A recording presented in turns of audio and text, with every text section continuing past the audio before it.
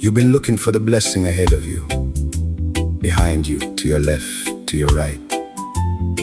But the blessing was in your blind spot the whole time. The one place your eyes can't reach without a mirror. If this sound reached your heart, hit subscribe. More music like this drops every week. Open my eyes that I may see wonderful things from your law. Psalm 119, verse 18.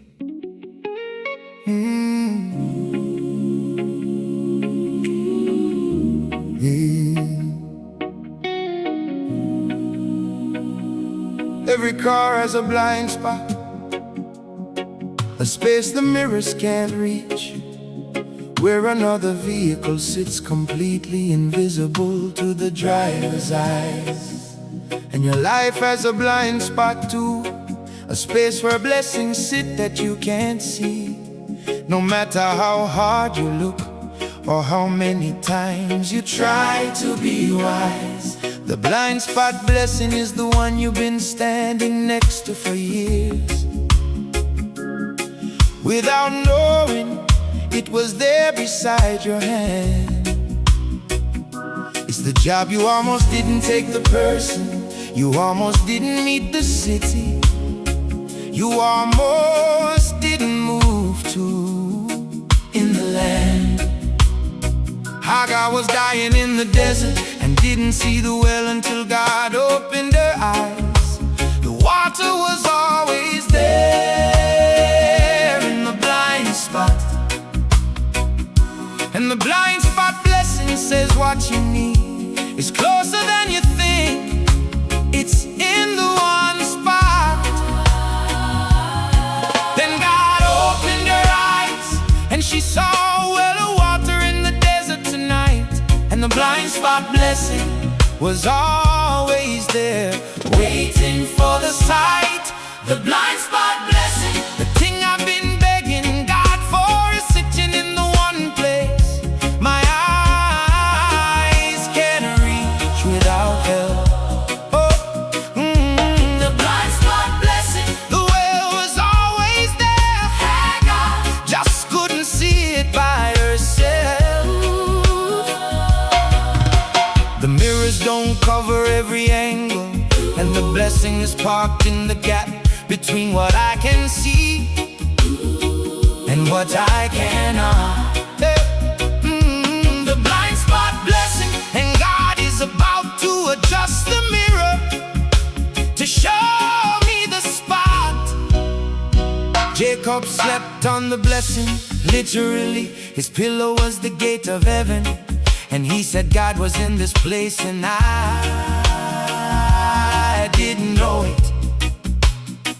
The two disciples walked with Jesus for miles on the Emmaus road and didn't recognize the blessing walking beside them bit by bit. Elisha's servant couldn't see the army of angels until God opened his eyes, and the hillside was covered with fire and horses of heaven. And the blind spot blessing says the help is already here.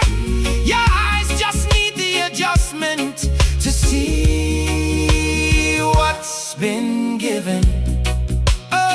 Your blind spot is loaded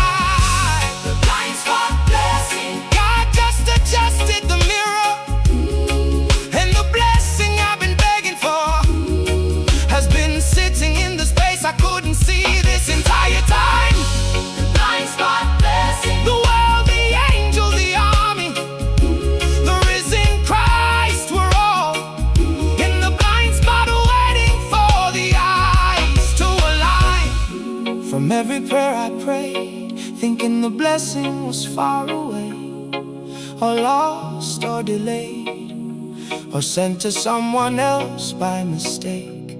The blind spot blessing was parked right next to me, and the mirror just shifted, and I'm finally awake. Oh, the blind spot blessing. Oh, the blind spot blessing. It was always right here.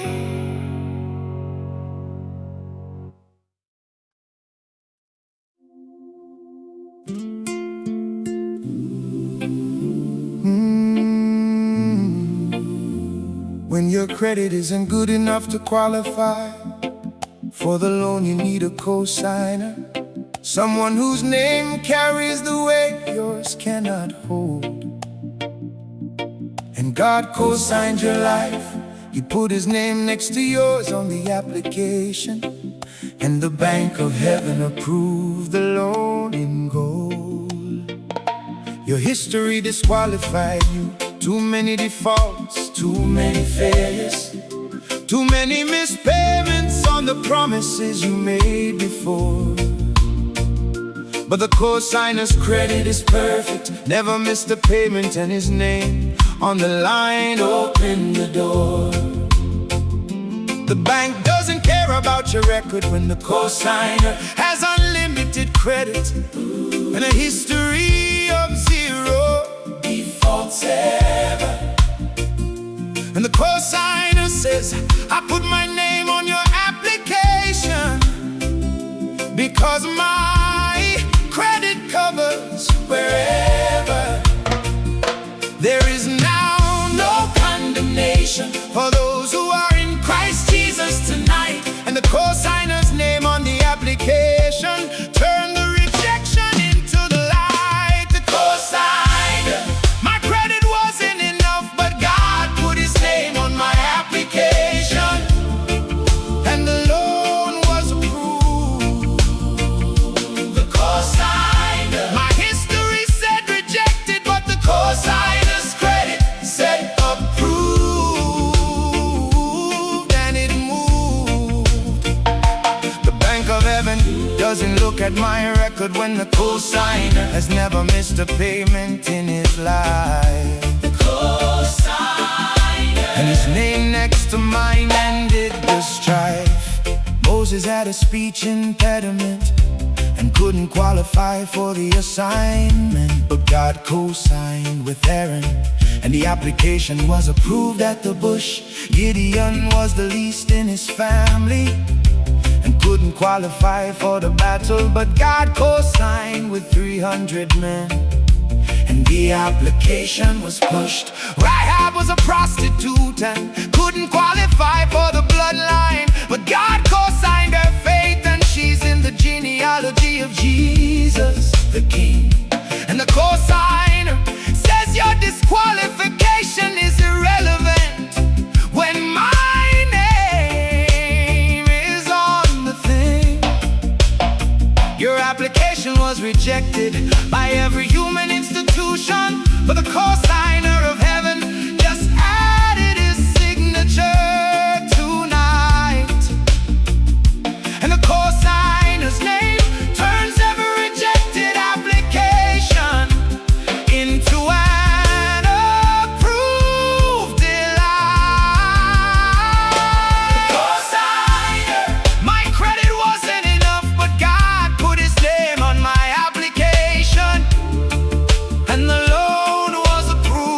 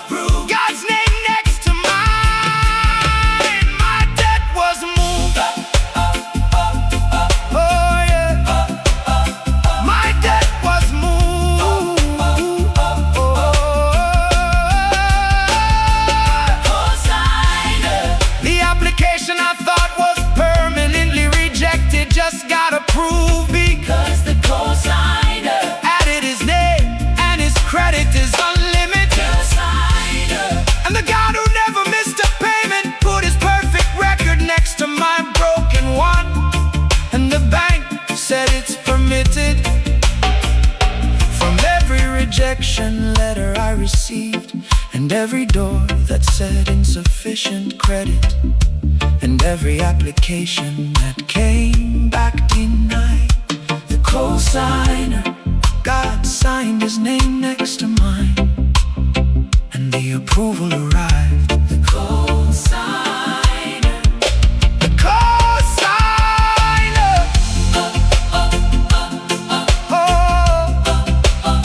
God signed for me.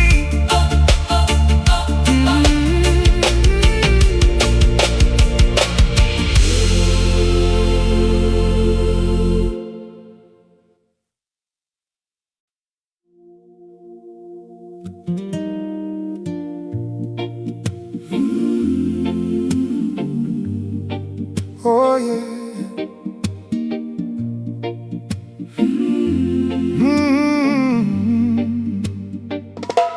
You've seen it, a single green plant pushing through a crack in the concrete on a sidewalk where nothing should grow. No soil, no water, no sunlight, no reason to survive.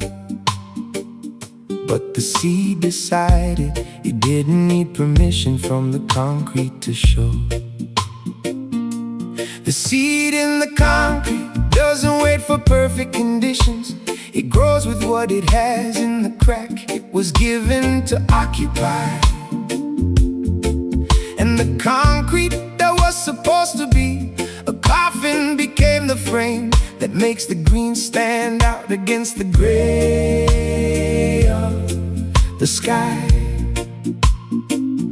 The conditions of your life say nothing should be growing here. Too hard, too dry, too broken, too much opposition on every side. But the seed in the concrete says I don't need permission from my circumstances to decide. I can do all things through Christ who strengthens me. The seed doesn't ask the concrete for permission tonight, and the crack in the sidewalk becomes the stage for the most defiant lie. The seed in the concrete, I don't need perfect conditions to grow. I just need a crack and the determination to push through. The seed in the concrete, the seed in the concrete. The sidewalk said nothing can live here, but the green that's breaking through says that's not true. No soil, no water, no sunlight, no permission, but the seed grows anyway in the frame of gray. The seed in the concrete, and the worst conditions produce the most defiant display. Joseph grew in the concrete of a prison. No sunlight, no freedom, no reason to thrive, but he managed the warden's house inside the walls. Daniel grew in the concrete of Babylon. No temple, no homeland, no worship space, but he prayed 3 times a day through the halls. The early church grew in the concrete of persecution. No buildings, no protection, no legal status, but they multiplied from 12 to thousands in the streets. And the seed in the concrete says the worst soil produces the most stubborn seeds and the most defiant feats. Your concrete is real, the hardship is real, the opposition is real, the impossibility is real tonight. But the seed in the concrete says I don't need permission from my environment to reach the light. The seed in the concrete, I don't need perfect conditions to grow. I just need a crack and the determination to push through. The seed in the concrete, the seed in the concrete. The sidewalk said nothing can live here, but the green that's breaking through says that's not true. No soil, still growing. No water, still showing. The concrete said die, the seed said no. The crack in the sidewalk is my stage to grow. The seed in the concrete. I am going through the crack in the hardest surface, and the concrete that was supposed to kill me became the frame that makes my green visible. The seed in the concrete, seed in the concrete. And the conditions that said nothing can survive here are watching the most defiant growth that's indivisible. From every environment that said you can't grow here, and every circumstance that poured concrete over my potential and my seed. The seed in the concrete. I push through anyway, and the crack is all I need. The seed in the concrete. The seed in the concrete. I grow anyway.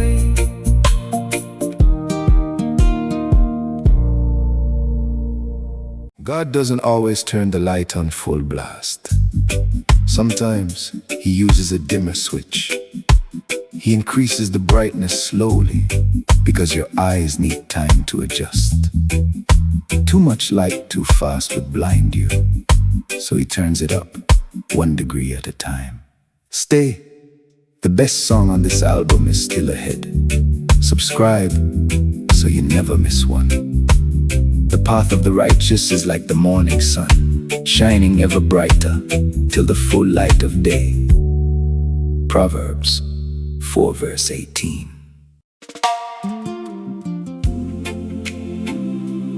Oh, the dimmer switch.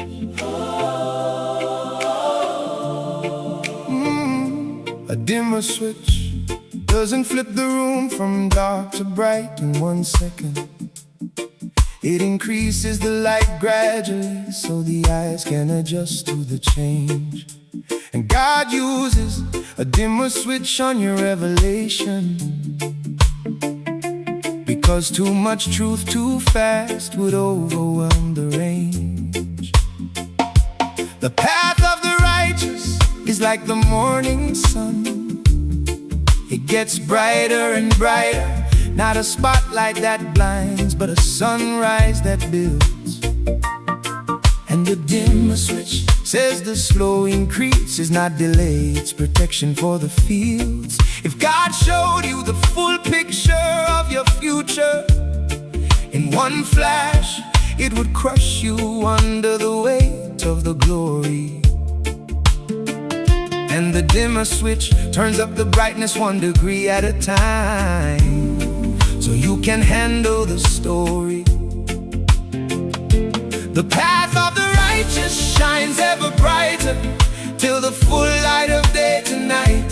And the dimmer switch increases 1 degree at a time, protecting the sight. The dimmer switch, God reveals 1 degree at a time, because too much light too fast would blind me.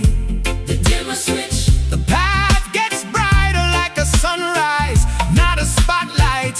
And the slow reveal is the kindest find for me.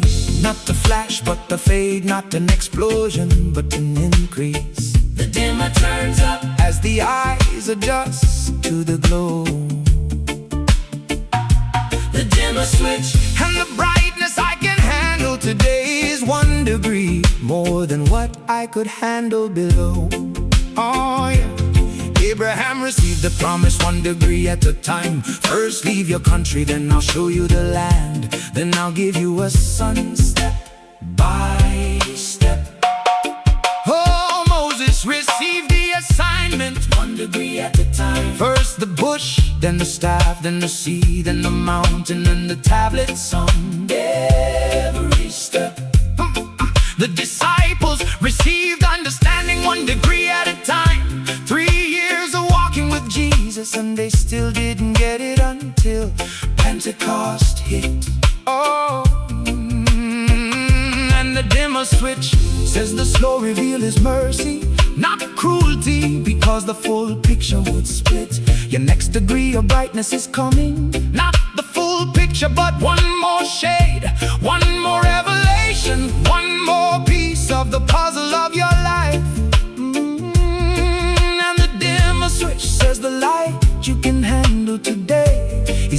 exact light you need to survive the strife. The dimmer switch, God reveals 1 degree at a time, because too much light too fast would blind me. The dimmer switch, the path gets brighter like a sunrise, not a spotlight, and the slow reveal is the kindest find for me. 1 degree brighter than yesterday, 1 shade closer to the full day, not a spotlight, but a sunrise. The dimmer switch protects my eyes. The dimmer switch, the brightness just increased by 1 degree, and I can see something today that was invisible to me yesterday morning.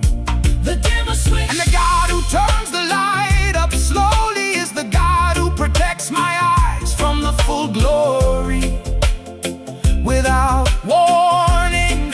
From every dark season where I beg for the full light all at once, not knowing the full brightness would have blinded me. The dimmer switch turns up 1 degree, and the sunrise is building, and the full light of day is about to find me. The dimmer switch, the dimmer switch, 1 degree brighter.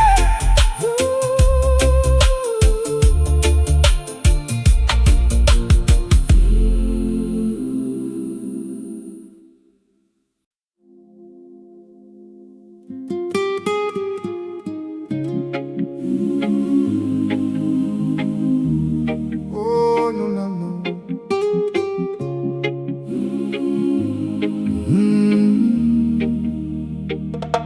Invisible ink looks like nothing on paper, blank, white, empty, until heat is applied and the words appear that were written the whole time. And God writes promises over your life in invisible ink. The page looks empty until the fire reveals the rhyme. The fire you're going through right now is not punishment. It is the heat source that makes the invisible writing appear on the page. Your trial is the temperature that reveals what God already wrote over your life at every stage. The 3 Hebrew boys went into the fire, and what appeared was a 4th man walking with them. The fire revealed the invisible presence already written, and the invisible ink says the fire reveals what the cool season couldn't, the promises that were hidden. When you pass through the fire, you will not be burned. The fire reveals what was written in invisible ink tonight, and the heat makes the hidden words appear in the light. The invisible ink, God wrote promises over my life that are invisible until the fire reveals them on the page. The invisible ink, the paper looks empty, but the heat is bringing the words to the surface at every stage. The fire is not destroying the page, it is revealing the writing. The words were always there, hidden in the white. The invisible ink and the hotter the fire, the more words appear in the light. Abraham's fire was the altar on Mount Moriah, and the invisible ink revealed provision. A ram caught in the thicket, already written before the climb. Job's fire was total loss, and the invisible ink revealed double restoration, already written before the first calamities chime. Peter's fire was 3 denials, and the invisible ink revealed 3 restorations on the beach, already written before the rooster crowed. And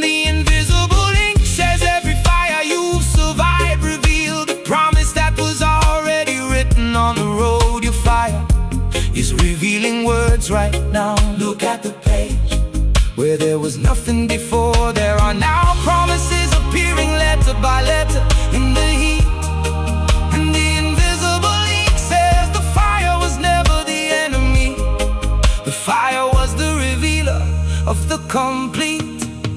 The invisible ink. God wrote promises over my life that are invisible until the fire reveals them on the page. Ooh, the invisible ink. The paper looks empty, but the heat is bringing the words to the surface at every stage.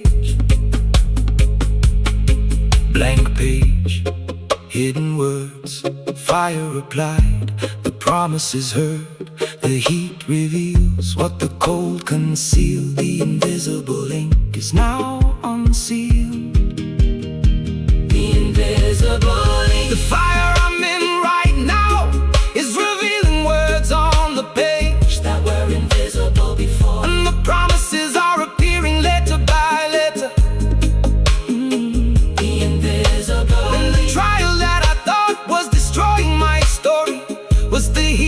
Makes the hidden writing better from every fire I cursed, thinking it was burning my page, not knowing the heat was revealing the invisible promises of God. The invisible ink. The words are appearing and the page is full, and the fire did what the cool season could not prod. The invisible ink.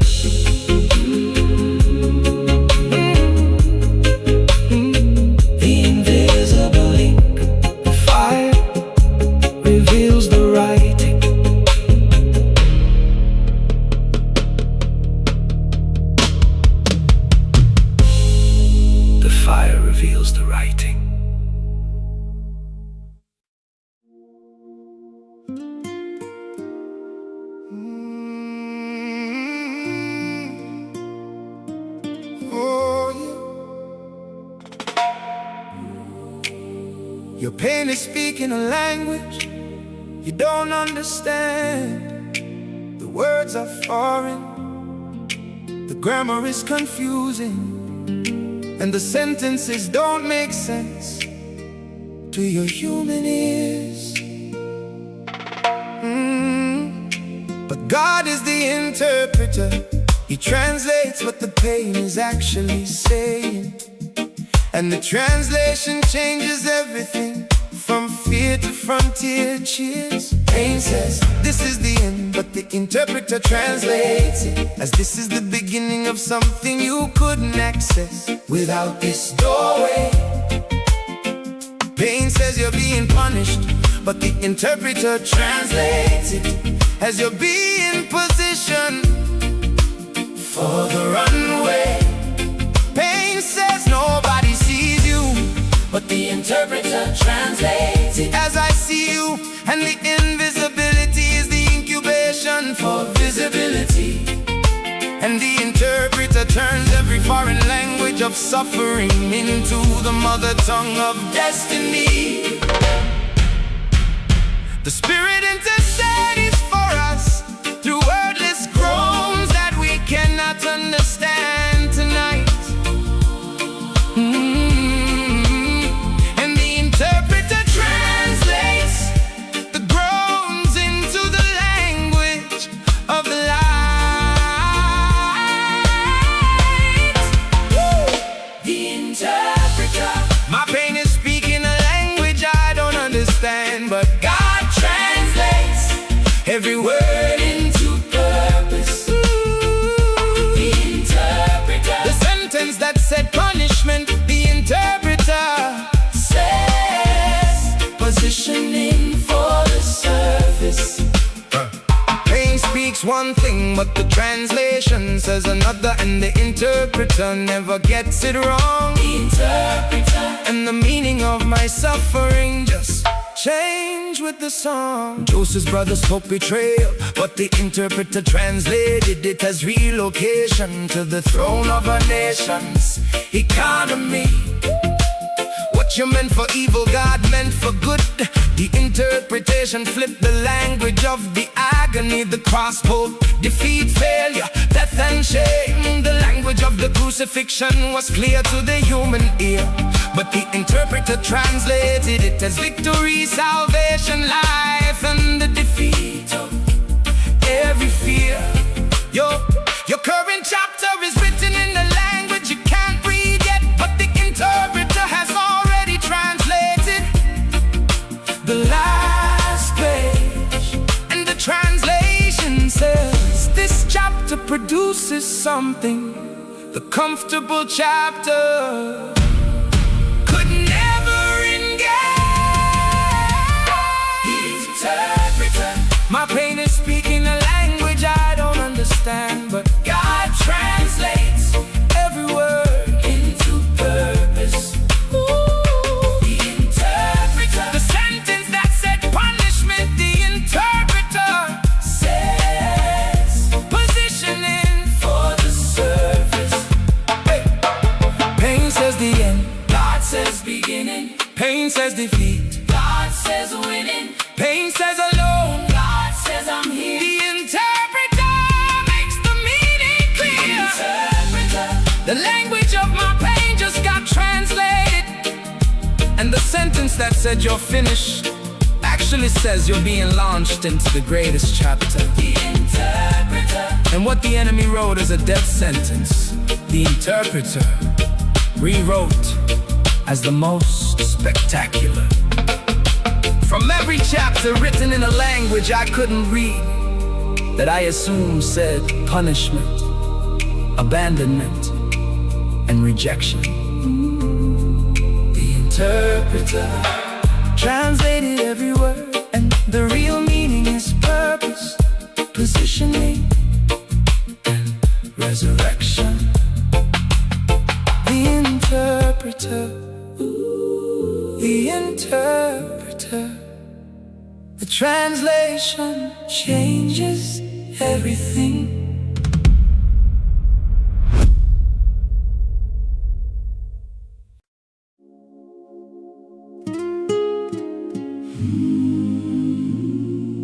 Oh, no, no, no.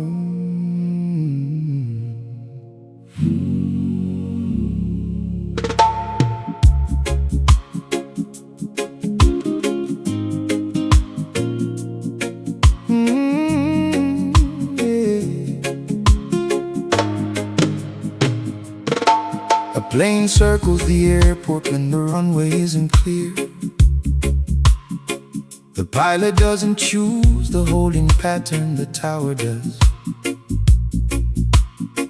And God has you in a holding pattern right now, circling the same territory, because the runway of your destination isn't ready for the buzz.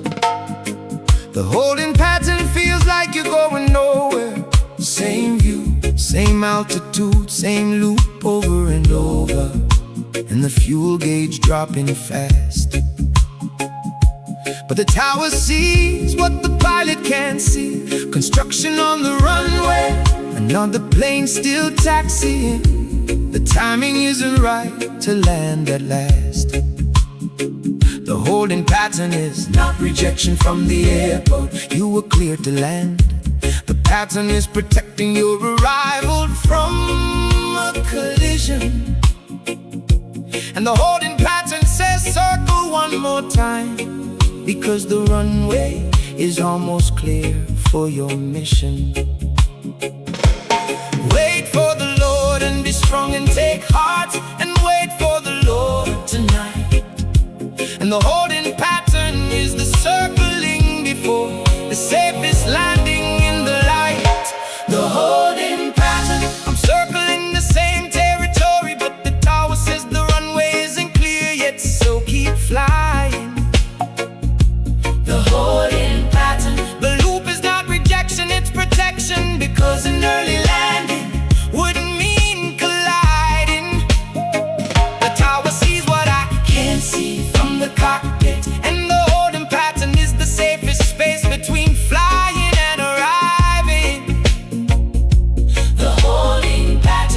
runway is almost clear from my thriving. Israel circled Jericho 7 times before the walls fell. The holding pattern looked foolish, but the 7th lap was the landing strip. The Israelites circled the desert for 40 years. The holding pattern was the longest loop, but the promised land was the final trip. Elijah circled in prayer 7 times on Mount Carmel before the rain came. The servants saw nothing 6 times, but the 7th saw the cloud in the sky. And the holding pattern says the last lap is the one where everything breaks open and you finally fly. Your holding pattern is on the final lap. The runway is being cleared right now. The tower is about to say descend and land, and the holding pattern is about to end with the smoothest landing ever planned. Whoa, whoa, the holding pattern. I'm circling the same territory, but the tower says the runway isn't clear yet, so keep flying. The holding pattern.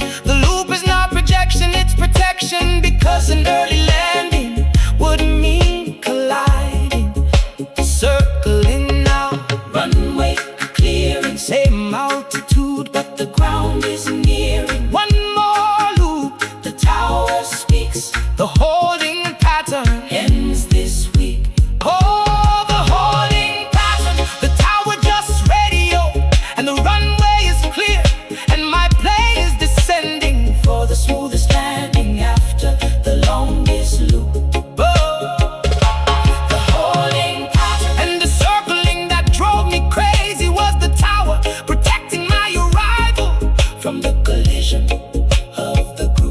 From every lap I flew thinking I was going nowhere, and the fuel was running out and the landing would never come. The holding pattern. The runway just cleared and the wheels are touching down, and I'm finally home. The holding pattern. The holding pattern. Clear to land.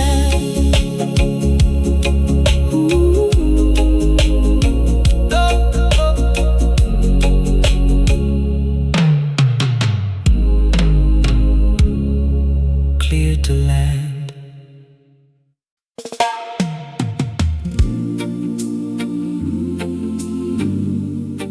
Oh, yeah.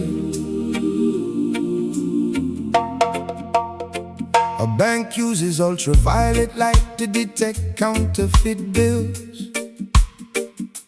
The fake looks identical to the real, until the light exposes what the eye cannot see.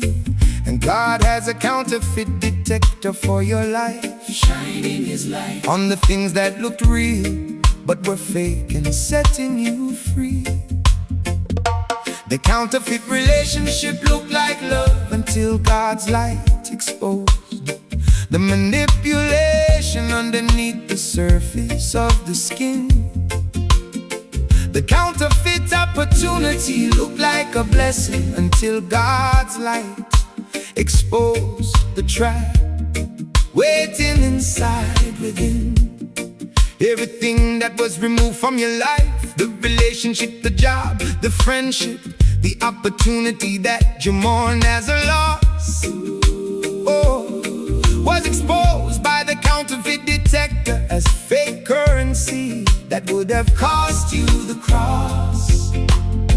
Test everything and hold on to what is good, and reject every kind of evil tonight. And the counterfeit detector separates the real from the fake in God's light. The counterfeit detector. God removed what looked real, because His light exposed it as counterfeit before it cost me everything.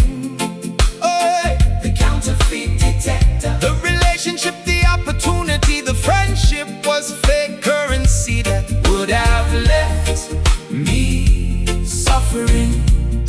The removal was not punishment, it was protection. The counterfeit detector saved me from investing in a fraud. The counterfeit detector. And what God removed, He replaced with the genuine from the lot. Saul looked like a king, but the counterfeit detector exposed him, and God replaced him with David, the genuine article from the sheep. Judas looked like a disciple, but the counterfeit detector exposed him, and the betrayal revealed what 12 years of proximity couldn't keep. The golden calf looked like a god, but the counterfeit detector was Moses, coming down the mountain with the real presence on his face.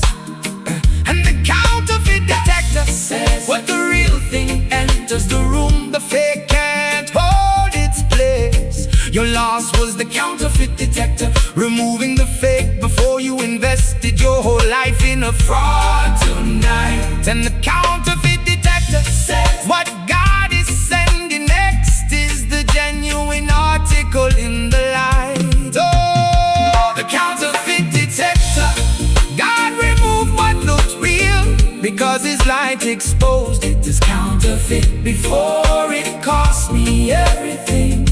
Oh, the counterfeit detector, the relationship, the opportunity, the friendship was fake currency that would have left me suffering. Look real, but it was fake. God's light exposed what was at stake. The removal hurt, but the truth was clear. The counterfeit detector protects what's dear. The counterfeit detector, what God removed from my life looked real to my eyes, but under his light the counterfeit was undeniable, and the removal was rescue. Counterfeit detector, and the genuine replacement that God is sending is so real that the fake I mourned will look ridiculous in the rear view. Oh, from every loss I mourned as punishment, not knowing God was removing counterfeit currency before I build my life on a fraud. Oh, the counterfeit detector. What's coming next is the genuine, and it's certified by God. Oh, the counterfeit detector. The counterfeit detector. Oh, the counterfeit detector. God remove the fake.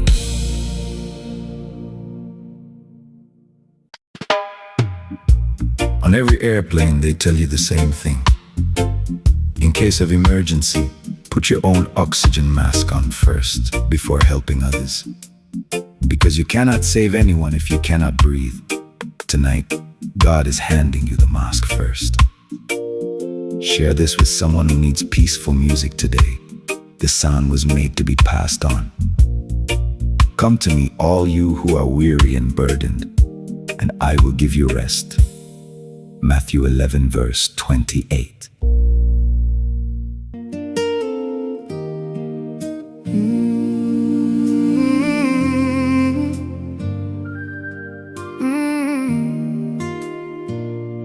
The flight attendant says, put your own mask on first. Before your child, before your spouse, before the stranger in the next seat over. Because a person without oxygen cannot help anyone else survive. You pass out in 90 seconds and the rescue is over. You've been putting everyone else's mask on first. Your children, your family, your church, your job, your friends, your ministry and more. And you've been running out of oxygen, wondering why you're gasping on the floor. Jesus withdrew to lonely places to pray. The Son of God put his own mask on first before healing the next crowd in the land. And the oxygen mask says you are not selfish for breathing first. You are wise and grand. Jesus often withdrew to lonely places and prayed. The oxygen mask came before the miracle tonight.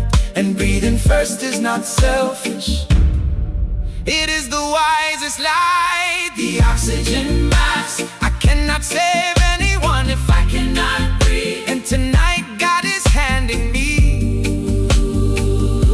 the mask first. The oxygen mask. Putting it on is not selfish. It is survival. Because empty lungs produce the worst.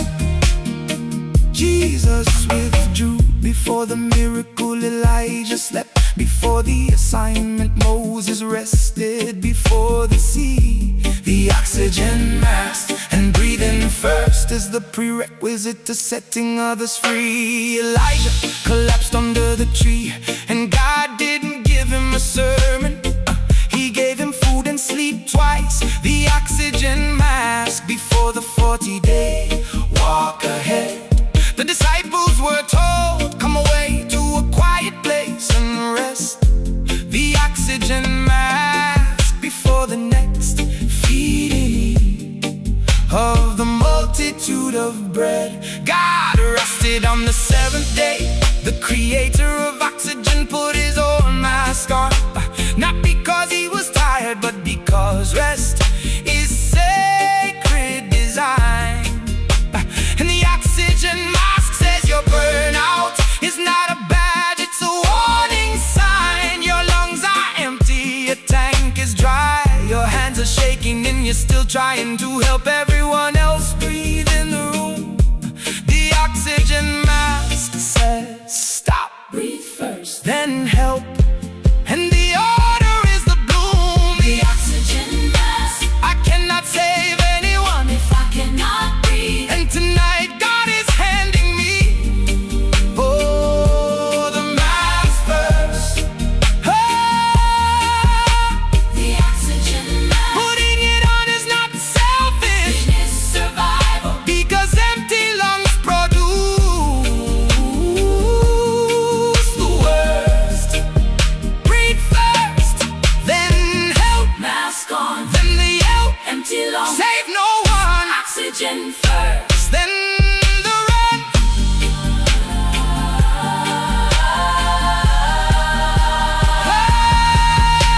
The oxygen mask, I am putting the mask on first tonight. And the breath I receive is the breath that will sustain everyone I am called to carry. Oh, the oxygen mask and the God who withdrew to pray before the miracle is the God who says breathe first. And you are not scary. From every season I ran out of oxygen, trying to save everyone else, while my own lungs collapsed under the weight. The oxygen mask, God is handing it to me first, and the first breath changes my fate. The oxygen mask, the oxygen mask. Ooh, the oxygen mask, the oxygen mask. Breathe first, then help.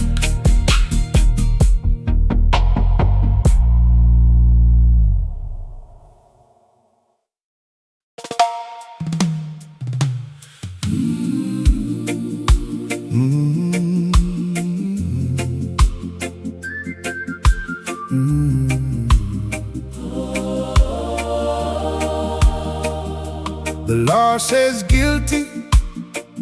Every clause, every statute, every paragraph points to the verdict. And there is no appeal left on the docket. But grace found a loophole, a gap in the accusation, a technicality that the prosecutor didn't see in his pocket. The loophole of grace says the debt was already paid by someone else, and a debt paid twice is illegal in every court of heaven. And the case that was airtight just collapsed because of one loophole that was written in by the God of seven. Grace doesn't argue with the law, it agrees. Yes, the defendant is guilty, but the loophole the sentence was already served by another. And the loophole of grace walks you out of the courtroom free because of the brother. There is now no condemnation for those who are in Christ Jesus. The loophole was written before the verdict tonight, and grace found the gap that the law couldn't close in the light. The loophole of grace. The law says guilty, but grace found a technicality that collapses the case. The loophole of grace. The debt was paid, the sentence was served, and the loophole walks me out of the place. The prosecutor had every clause, but the defense had one loophole, and the loophole is grace enough. The loophole of grace. And the airtight case just fell apart in the stuff. The woman caught in adultery had no loophole. The law was clear, stone her. The evidence was airtight, and the rocks were in their hands. But Jesus wrote in the sand, and the loophole said, let the one without sin throw the first stone. And every accuser dropped the demands. David's sin was airtight, murder and adultery, the law said death. But Nathan delivered the loophole. God has taken away your sin. And the loophole of grace rewrote the verdict while the law stood there watching the spin. Your accuser has a case, it's real. The evidence is genuine. The guilt is authentic, and the law agrees with the charge. But the loophole of grace says the sentence was served at the cross, and the courtroom is open at large. The loophole of grace. The law says guilty, but grace found a technicality that collapses the case. The loophole of grace. The debt was paid, the sentence was served, and the loophole walks me out of the place. The law says guilty, grace says paid. The case collapses, the loophole was made. One technicality, cross applied. The loophole of grace, turn the tide. The loophole of grace. The case against me was airtight until grace found the gap that the prosecutor missed, and the verdict changed from guilty to free. The loophole of grace. And the loophole that was written at the cross is the same loophole that just collapsed every accusation against me. From every courtroom in my mind where the evidence was stacked, and the verdict seemed certain, and the sentence felt permanent. The loophole of grace. One technicality rewrote the outcome, and the gavel hit the firmament. The loophole of grace. The loophole of grace. Case dismissed.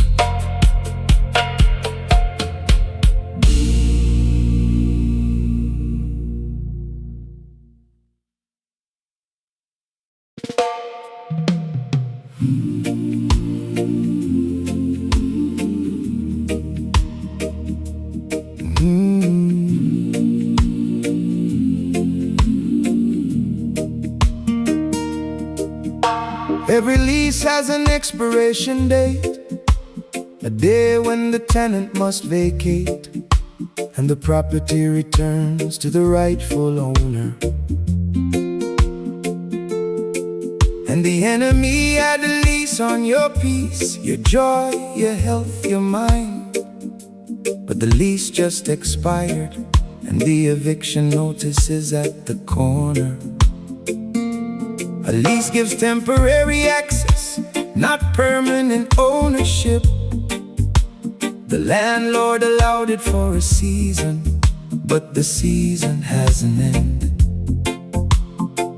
And the expired lease says the enemy occupied your territory temporarily, but the contract just reached its bend.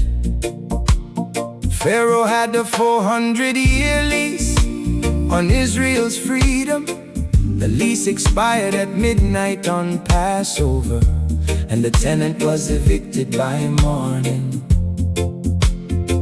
And the expired lease says the enemy's time in your territory just reached its final warning. The Spirit of the Lord is on me to proclaim freedom for the prisoners, and the year of the Lord's favor tonight. And the expired lease is the eviction of every occupant who overstayed their right. The expired lease, the enemy had temporary access to my territory, but the contract just expired, and the eviction begins. The expired lease, fear had a lease, anxiety had a lease, depression had a lease, but the expiration date came, and the new season wins. A lease is not ownership, temporary is not permanent, and the tenant must vacate when the date arrives on the clock. The expired lease, and the landlord just changed the lock. Legion occupied the man from the Gadarenes, but when Jesus arrived, the lease expired, and the demons begged for an extension, but received eviction into the swine. The spirit of infirmity had an 18-year lease on the bent woman, but Jesus said, "Woman, you are set free," and the lease expired on the spine. The devil had a 3-day lease on death itself, but on the third morning the lease expired, and the tomb became vacant overnight. And the expired lease says even death couldn't renew the contract when the resurrection arrived with the light. Your enemy's lease just expired, fear's lease is done, anxiety's contract is over. Depression's time in your house just reached its final day, and the expired lease says vacate. The rightful owner is reclaiming the property today. The expired lease, the enemy had temporary access to my territory, but the contract just expired, and the eviction begins. The expired lease, fear had a lease, anxiety had a lease, depression had a lease, but the expiration date came, and the new season wins. Lease expired, tenant evicted, contract over, freedom predicted. Fear vacates, anxiety leaves. The expired lease is what my soul believes.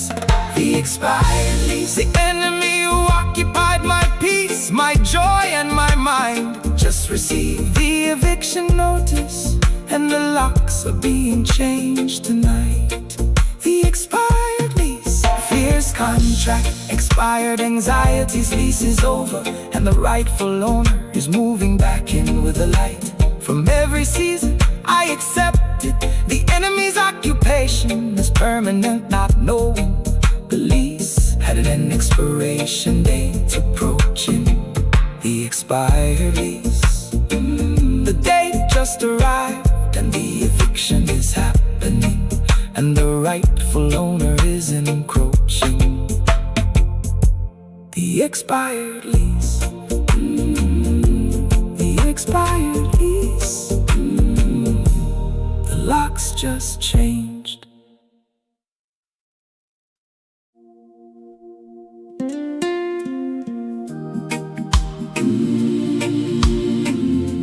Oh yeah.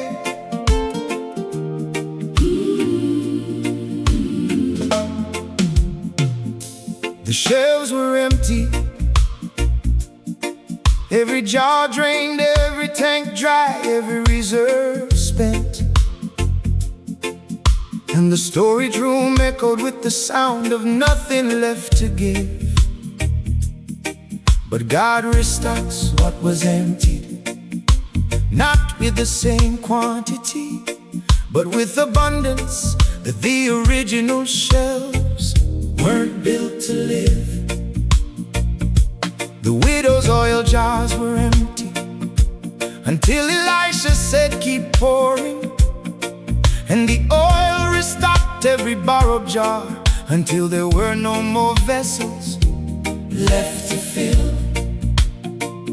And the restock of God doesn't measure by the size of your jar, but by the number of empty vessels you're willing to present still. Your emotional shelf is empty, your financial shelf is bare, your spiritual shelf has been drained by a season that took more than it gave in return. And the restock is coming, not a trickle, but a flooding of every shelf you thought would never have its turn. The oil stopped only when there were no more jars. The restock was limited only by the number of vessels tonight. And the shelves that were empty are about to be filled past capacity in the light. The restock, the shelves that were drained are about to be filled past the original capacity by a God who doesn't do partial. The restock, the oil kept pouring until no jars were left, and the abundance was marshaled. The empty tank, the dry reserve, the spent account is about to receive a restock that exceeds what was there before the drought. The restock. And God doesn't refill to the previous level, He fills until it overflows out. The disciples had empty nets after fishing all night, zero. And Jesus said, throw on the other side. And the restock broke the nets with abundance. Peter's empty courage after the denial was restocked on the beach with a breakfast that restored his confidence and its cadence. Israel's empty pantry in the desert was restocked every morning with manna that appeared on the ground before breakfast was due. And the restock of God is so generous that the shelves sag under the weight of the new.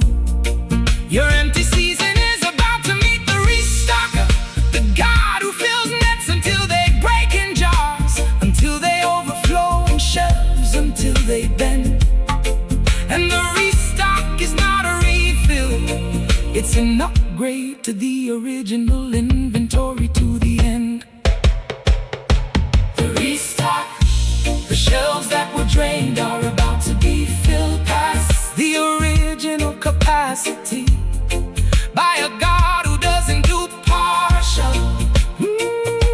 The restock, the oil kept pouring until no jars were left, and the abundance was marshaled. Empty shelf, full again, dry tanks filled to the brim. The oil kept pouring, the nets kept breaking. The restock of God has no limit in the making. The restock, the shelves I emptied during the hardest season of my life are being filled right now with an inventory that exceeds the original and the capacity. The restock, and the God who restocked the widow's oil, the disciples' nets, and Israel's pantry is restocking mine with the same audacity. From every empty shelf I stared at, thinking the supply was permanently gone and the inventory would never return.